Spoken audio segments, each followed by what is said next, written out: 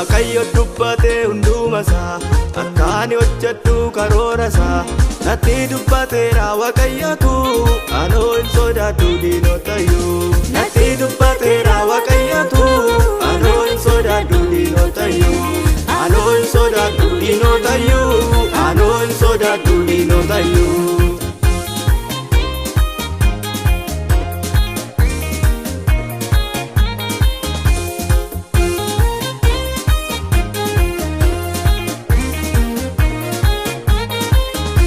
Waaqayyoon na dhaabee dibataanii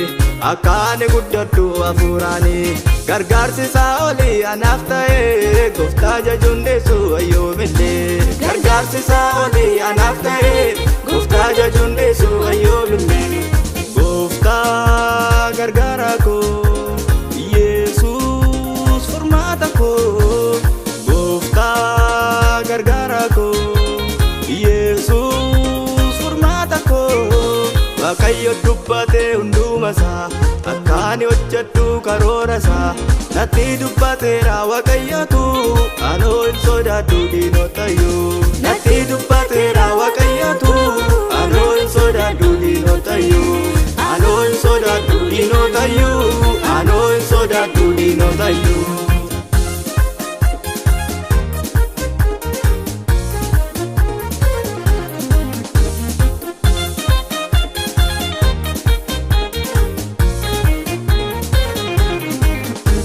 Hojiisaan hojjedhaa anammallee nuffeesiin dhiisu ayyoomillee gooftaan olii dhufee na gargaara anis nan faarfadha ammaa bara bara gooftaan olii dhufee na gargaara anis nan faarfadha ammaa bara bara nan faarfadha ammaa bara bara nan faarfadha ammaa bara bara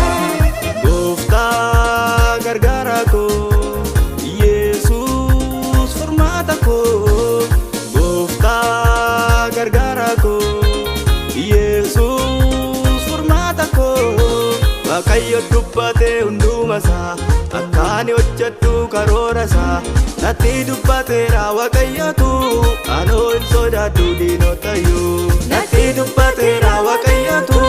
anoo hin sodaadhu diinotayyuu anoo hin sodaadhu diinotayyuu anoo hin sodaadhu diinotayyuu.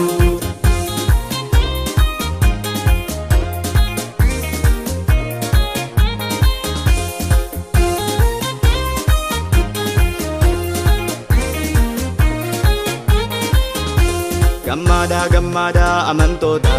dinni sun hin kuufe wangeellitti fufe gammada gammada amantoota dinni sun hin kuufe wangeellitti fufe dinni sun hin kuufe wangeellitti fufe dinni sun hin kuufe wangeellitti fufe dinni sun hin kuufe wangeellitti fufe.